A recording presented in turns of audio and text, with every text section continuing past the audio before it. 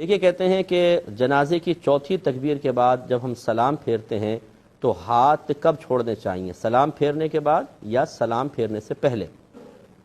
دیکھیں سنت طریقہ یہ ہے، جیسے ہی چوتھی تکبیر پھیری جائے فوراً ہاتھ کھول دیں، ہاتھ کھولنے کے بعد سلام پھیرے جاتے ہیں اور دونوں ہاتھ کھولیں۔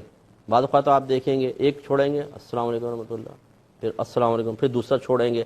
اب جو بچے دیکھ رہے ہوتے ہیں نا بڑے تذبذب کے عالم میں ہوتے ہیں کہ یار کوئی کچھ کر رہا ہے، کوئی کچھ کر رہا ہے۔ صحیح طریقہ یہی ہے جو ہم نے آپ کی خدمت میں ذکر کیا۔ میں اپنے بڑوں سے بھی گزارش کرتا ہوں جو مطلب ماشاءاللہ سفید ریش بھی ہیں، ہمیشہ دین سیکھا کریں۔ آپ نے سنی سنائی چیزوں سے بعض اوقات چیز کو اپنایا ہوتا ہے، اس میں کوئی لڑائی جھگڑے کی بات نہیں، کوئی میں اپنی بڑائی بیان نہیں کر رہا ہوں، نہ آپ کی حقارت بیان کر رہا مقصود ہے۔ خدا را چیز سیکھنے سے صحیح آتی ہے۔ ایک دفعہ اپنی نماز جنازہ جو کچھ آپ نماز میں پڑھتے ہیں یہ سب کسی کو چیک کروا دیں۔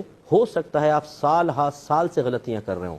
میرا تو بڑا تجربہ ہے اس فیلڈ کا کہ کتنے لوگ پرانے ہمارے پاس آ کر جب انہوں نے اپنی نمازیں سنائیں، ایک ہوتا ہے تجوید میں غلطی، ایک ہے زبر زیر پیش کی غلطی۔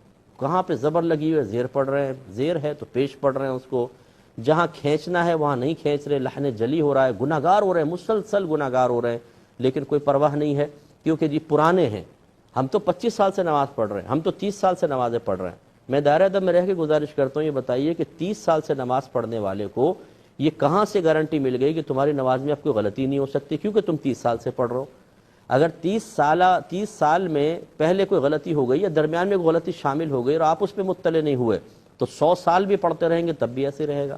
میرے آقا صلی اللہ علیہ وسلم نے ارشاد فرمایا، یہ حدیث سنیے غور سے، کہ بندہ 60 برس تک نماز پڑھتا ہے لیکن اس کی کوئی نماز مقبول نہیں ہوتی، اس لیے کہ رکوع صحیح کرتا ہے تو سجدہ غلط کر دیتا ہے اور سجدہ صحیح کرتا ہے تو رکوع غلط کر دیتا ہے۔